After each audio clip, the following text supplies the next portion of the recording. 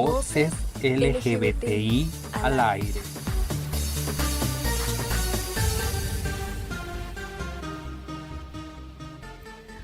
Hola a todos, todas y todes. Mi nombre es Lucis Uriarte y el podcast de hoy titula Papás, tenemos que hablar. Como sabemos, la familia es el sistema más pequeño de la sociedad, pero a pesar de ser tan pequeño, es el más importante. ¿Por qué? Porque este va a introducir a los miembros de la familia a la sociedad en general. Por lo que el hito importante dentro de este podcast es la familia. Pero dentro de la familia vamos a tocar la temática de los padres y cómo los padres viven y sienten, además de todas las estrategias, los procesos que conllevan y las vivencias que tienen, posterior a la develación de la orientación sexual o identidad de género de sus hijas, hijos o hijas. Por lo cual, la importancia que tiene para los hijos, hijas o hijes es el hecho de que los padres demuestren su aceptación plena y los apoyen en todas las decisiones que toman en su vida. Esta es necesaria y es primordial para su desarrollo tanto físico, biológico, social y emocional, que es algo también muy importante dentro de la aceptación que los padres van a reaccionar en relación a cómo han afrontado y qué emociones presentan. Esta aceptación, de la cual se estaba hablando anteriormente, se debería presentar en todas las etapas de la vida de los hijos, iniciando en la etapa de los más pequeños con el juego, en el que los padres tienen que jugar con sus hijas e hijos. Luego, facilitarles y brindarles herramientas para que puedan realizar las tareas en casa en el momento de la etapa escolar. Además, tiene que ir respondiendo a las preguntas que pueden surgir por curiosidad en diferentes temáticas y apoyando las elecciones que van a tener en relación a diferentes ámbitos de la vida que van a presentar. Los padres deben dar seguridad y autonomía a los hijos. Esto va a estar en relación al apego que tienen y cómo han desarrollado su relación afectiva. Y en el momento en el que se inicia la adolescencia, en el que todos piensan que es la etapa más difícil con los hijos, mostrarles siempre la predisposición a conversar en diferentes temáticas, por las que los jóvenes, adolescentes, en este caso pueden estar pasando y pueden estar viviendo, además de cómo sienten y qué emociones presentan, porque eso también es algo primordial, el hecho de ver cómo van a ir desarrollándose como adolescentes. Generalmente, las preguntas de los adolescentes están relacionadas con la sexualidad, ya sea enfocada hacia el acto sexual o hacia el relacionamiento con los demás. También se puede presentar interrogantes sobre la identificación y la expresión de su orientación sexual o identidad de género, por lo que es necesario, en este podcast, definir algunos conceptos que aún se confunden en nuestra sociedad. Puede ser por desconocimiento o por el simple hecho de que las definiciones a veces no son concretas y exactas. Todo esto es para facilitar el abordaje que se tiene con los padres y evitar futuras confusiones con lo que vamos a ir hablando en este podcast. Iniciaremos con la definición de sexo. La definición de sexo va a estar en relación a todas las diferencias biológicas, fisiológicas, genéticas y cromosomas que diferencian a los hombres de las mujeres. Cuando hablamos de género es donde más se confunden las personas, porque este término está relacionado estrechamente con las construcciones sociales de roles, comportamientos y prácticas asignadas tanto para la mujer como para el hombre dentro de nuestra sociedad. Esta construcción menciona, por ejemplo, que la mujer debe casarse y ser mamá. El hombre es fuerte y tiene que proteger a la mujer. La mujer es delicada, y esta frase como que no se la debe tocar ni con el pétalo de una rosa, y que debe ser protegida. Su color favorito, la mayoría de las veces, por no decir siempre, es el color rosa. Y los hombres no pueden llorar, les tiene que gustar el fútbol y su color favorito tiene que ser el azul. Todo esto va a estar dentro de la heteronormatividad en la que vivimos y la construcción binaria de la cual aún somos testigos como sociedad. Por eso es necesario definir estos conceptos por separado, para evitar que las personas que están escuchándome ahora se rayen y puedan seguir el ritmo de lo que vamos a ir hablando. Otro de los conceptos que tenemos que definir y de una manera muy precisa es la sexualidad, porque esta se la relaciona de manera directa con el acto sexual, es decir, con el coito. Pero la sexualidad en sí es la vivencia y la expresión de pensamientos, fantasías, deseos, actitudes y valores que se manifiestan durante el contacto interpersonal, es decir, la relación que tenemos con todas las personas. Y parte de la sexualidad va a ser el acto sexual o el coito, pero no es solo eso. Una vez que tenemos definidos estos conceptos, y espero que me estén entendiendo, podemos avanzar en la temática central de hoy. Lo voy a mencionar de la manera más sencilla posible, que es la orientación sexual y la identidad de género, como un escalón más de lo que hemos estado hablando. La orientación sexual se la menciona como el gusto, atracción sexual por personas de otro género, del mismo género o de ambos géneros. Tenemos que recordar ahí la definición de género. También se puede mencionar la orientación sexual como la atracción física, emocional de una persona hacia personas del sexo opuesto, como hombre-mujer, mujer-hombre, del mismo sexo, mujer-mujer, hombre-hombre, o de ambos sexos, mujer-mujer, en una etapa termina esa relación y puede empezar una mujer la relación con un hombre o viceversa. Entonces, podemos decir que la orientación sexual es el gusto, la atracción física, emocional y sexual hacia otra persona. La orientación sexual va a ser importante porque va a definir nuestra expresión dentro de la sexualidad y la atracción que vamos a sentir hacia las demás personas. ¿Para qué? Para formar relaciones, ya sea con personas del mismo sexo o del sexo opuesto. Y estas relaciones obviamente siempre centradas en el desarrollo de cada uno y una construcción de bien. Cuando hablamos de identidad de género, se hace referencia a la identificación y autopercepción de uno mismo. Es decir, cómo me identifico y me percibo a mí mismo, ya sea como mujer o como hombre. Y dentro de la sociedad en la que vivimos, ¿cuáles son los roles que voy a asumir para desenvolverme dentro de esta? Como la definición misma lo dice, la identidad de género está muy relacionada con los roles que la sociedad ha creado y sostiene hasta ahora para una convivencia saludable. Es evidente, y yo creo que también ustedes lo han visto, que estos temas aún son muy difíciles de conversar y de comprender, y mucho más cuando se tiene que abordar y hablar con los papás. Pero es necesario. Se debe conversar porque es parte de la vida de todas las personas y en este caso puede ser que uno de nuestros hijos esté viviendo algo así y necesita hablarlo. Y como padres, siempre buscando el bienestar y el desarrollo pleno de los hijos, debemos hablar de estos temas y debemos dejar de estigmatizarlos. Ahora vamos a empezar a hablar que esto se ha dejado de lado, estos temas. No se los ha hablado en casa, como les mencionaba. Y uno de les hijes, si tiene una orientación sexual diversa o una diversa identidad de género, ¿qué va a pasar acá? ¿Qué es lo que pasa con la familia, con los padres?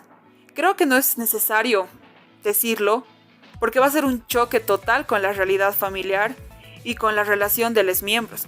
Entonces, y aquí es un punto muy importante y quiero que me presten mucha atención, los padres, quieran o no, van a iniciar el proceso del duelo.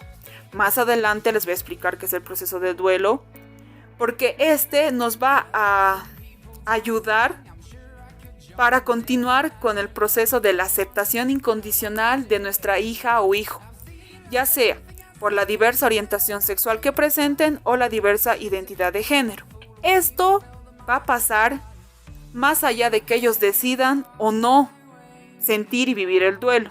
Se va a dar de manera natural. Lo que sí es decisión de cada padre es continuar con dicho proceso para, como les mencionaba, llegar a la aceptación. Ahora creo que es necesario explicarles un poco sobre el duelo y cómo este duelo se relaciona con la aceptación de la orientación sexual e identidad de género de nuestros hijos. Vamos a definir el duelo como la reacción emocional y de comportamiento que se manifiesta en forma de sufrimiento y de aflicción cuando un vínculo afectivo se rompe, siendo así esta una de las mejores respuestas adaptativas. Para Elizabeth Kubler-Ross, una psiquiatra y experta en la muerte, si se lo puede decir así, porque ella ha trabajado con personas en fase terminal, moribundas, y ha brindado cuidados paliativos. Ella nos menciona que el duelo está compuesto por reacciones emocionales que protegen a una persona ante una pérdida. Es decir, que esto es un factor protector de la persona ante una pérdida o un vínculo afectivo. Aunque no les dijimos cómo se relaciona el duelo con la aceptación de la orientación sexual e identidad de género, pues la relación está implícita, ya que en el momento en el que se da la develación de la orientación sexual o identidad de género de uno de nuestros hijos, van a morir todas las expectativas e ilusiones que tenían los padres dentro de esta sociedad binaria y heteronormativa. Si no entienden a qué se refiere esta muerte simbólica, les voy a dar algunos ejemplos. Los sueños de ver de blanco y ver con un buen hombre a la hija. Ser abuelos de manera natural. Eso lo pongo entre comillas.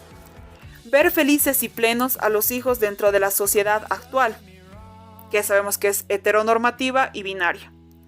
Haber realizado bien la función de padres, es decir, que ellos se sientan satisfechos. Todo lo mencionado pueden ser anhelos de los padres, que han sido mencionados o no, y que tenían y esperaban que sus hijos cumplan dentro de esta sociedad, siendo heterosexuales y que se hayan identificado con su sexo al nacer y que no busquen transicionar, que es lo que pasa con el cambio de sexo en la identidad de género. Una vez que esta pérdida de expectativas se da, es una muerte en realidad, entonces es cuando comienza el proceso de duelo en los padres. Y para ver cómo se desarrolla a continuación les voy a mencionar las etapas del duelo según Elizabeth Kubler-Ross. Y luego les voy a mencionar estas fases de manera operativa, para que podamos ir viendo cómo los padres se van a ir comportando en cada una de las etapas. Las etapas del duelo según Elizabeth Kubler-Ross. Primero está la negación, que es la reacción emocional que imposibilita la aceptación y reconocimiento. Como un hecho real, la pérdida del ser querido que tiene una enfermedad o la ruptura del lazo afectivo. La ira es la segunda fase. Es una reacción emocional de rabia, resentimiento, hostilidad por haber perdido al ser querido, haber recibido el diagnóstico de la enfermedad o haberse dado de manera abrupta la ruptura del lazo afectivo con un ser querido. Puede estar dirigida hacia el entorno o hacia uno mismo por la percepción de ser culpable de la situación, y esto puede desencadenar en actos autodestructivos. Esto es algo que nos debe llamar la atención. La tercera fase es la negociación. Es una forma de enfrentar la culpa, en el que ya no se perciben como culpables de la situación de la pérdida, sino que se ven comprometidos a iniciar con el tratamiento o la recuperación. Esto no se relaciona mucho, pero esta parte que viene sí, en la que hacen promesas para alcanzar metas en conjunto y dejan de lado cualquier acto destructivo, que esto también es necesario, ¿no? Es parte del proceso. Luego tenemos la depresión, que es un sentimiento de vacío y dolor ante la situación de pérdida que en este caso los papás están viviendo. Esta fase puede ser en la que se abandona el proceso y todo lo que se había desarrollado hasta ahora. No siempre se da así, pero se puede presentar un pequeño retroceso ante el avance que se ha tenido hasta ahora en el duelo. Y por último, tenemos la aceptación, que es el reconocimiento y asimilación de la pérdida del ser querido, de la ruptura afectiva o, en este caso, de las expectativas que se tenían en relación a la idealización de los hijos. Entienden las limitaciones que va a conllevar la pérdida sin buscar culpables o tener actitudes derrotistas, sino que va a presentar una actitud de lucha positiva y de supervivencia. Esto se alcanza con un balance hecho de las pérdidas y dar nuevos significados a la situación. No se debe confundir con la resignación ante la pérdida o la enfermedad. Ahora, como les dije anteriormente, vamos a mencionar cómo los padres se pueden ir comportando dentro de cada una de estas etapas del duelo. Cuando los padres se encuentran en negación, es evidente que no aceptan la situación por la que vive su hijo. No van a relacionarse con el hijo. Ni siquiera le van a dirigir la mirada y muchas veces pueden ser echados de casa. Si los padres logran pasar esta fase del duelo, van a pasar a la ira, mediante la expresión de llanto, golpes hacia el hijo o desplazado hacia otros objetos, gritos o insultos hacia el hijo o pueden realizarlos de manera solitaria. Esta fase es necesaria porque se empieza a exteriorizar el dolor de la pérdida, lo que es factible y necesario para que se presente la tercera etapa. La siguiente fase o etapa es la negociación. En esta los padres pueden aceptar hablar del tema. Tal vez iniciarían la terapia o buscar información por lo menos para contestarse todas las preguntas que tienen y se van a abrir al diálogo. Luego se va a presentar la fase de la depresión, que parece un retroceso como les mencionaba, pero también es necesaria, ya que en esta fase los padres inician a resignificar y redireccionar sus afectos, el cariño y sentimientos relacionados con el hijo y las expectativas que tenían hacia él. Por último, se presenta la aceptación de los padres. Esta etapa se va a mostrar cuando los padres aceptan continuar en terapia, van a buscar información constante, la conversación y la comunicación es fluida, se toman decisiones en conjunto y la relación retoma otro curso y sigue creciendo. Por otro lado, hasta ahora espero que me estén siguiendo el ritmo y no se hayan confundido con todo lo que les he estado mencionando. Es importante identificar en la fase en la que se encuentran los padres después de la develación, porque a partir de esta se puede trabajar en el proceso de aceptación. Aún estando en negación, y esto es importante recalcar, o en ira, que son las primeras etapas del duelo, se puede trabajar. Es claro que la interacción es una de las características primordiales de la familia. Pero ¿de qué va a servir esta interacción si es escasa la información?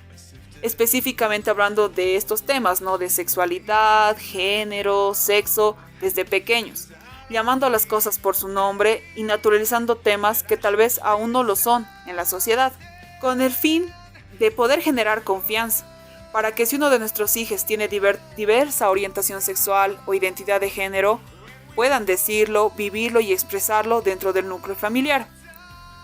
También es necesario hablar dentro de la familia sobre las emociones, como les mencionaba al inicio de este podcast. ¿Qué me molesta? ¿Con qué me siento en paz? ¿Y cómo en sí se construye la emocionalidad de la familia? ¿Qué emociones son las que frecuentemente se presentan? ¿Se expresan? ¿No se expresan? ¿Son reprimidas? ¿Se desplazan? Esto también es muy importante, porque va a ser otro de los factores muy influyentes dentro del desarrollo del proceso del duelo y de la aceptación. Si la familia es el primer grupo social al que pertenecemos y es evidente que va a repercutir en nuestra salud física y mental, tanto después de la develación de la orientación sexual e identidad de género, se puede presentar la depresión, los intentos de suicidio y las enfermedades de transmisión sexual, entre otras, dentro de la salud física. Pero también pueden repercutir de manera positiva, como mediante una buena comunicación, el desarrollo pleno de la confianza y las emociones dentro de nuestro ámbito familiar. También me gustaría nombrar a Natalia Bentín, presidenta de Crisalis, la Asociación de Familias de Menores Transexuales.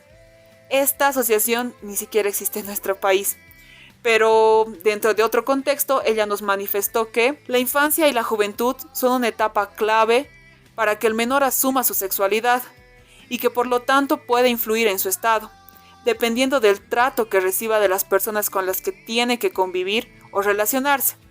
Esta frase nos incita, ¿no?, a la comunicación y educación sexual para evitar conductas que dañen a los miembros de la familia o a algún miembro en específico.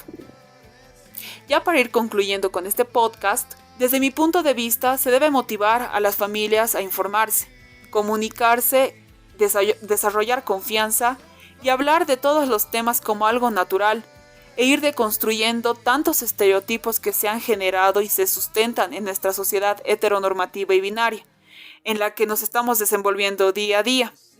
ya que la familia, como les he mencionado desde el inicio, es el primer grupo social de los hijos, y los padres darán parámetros de cómo van a ir relacionándose y comunicándose con la sociedad a la cual debemos salir. Me parece necesario decir y recalcar lo importante que es el amor incondicional dentro de la familia. Este amor se va desenvolviendo y construyendo mediante la comunicación, la confianza y el poder hablar de todo lo que estamos viviendo, sintiendo y expresarnos libremente para que cada miembro se pueda desarrollar de manera plena y óptima. Gracias y hasta una próxima oportunidad.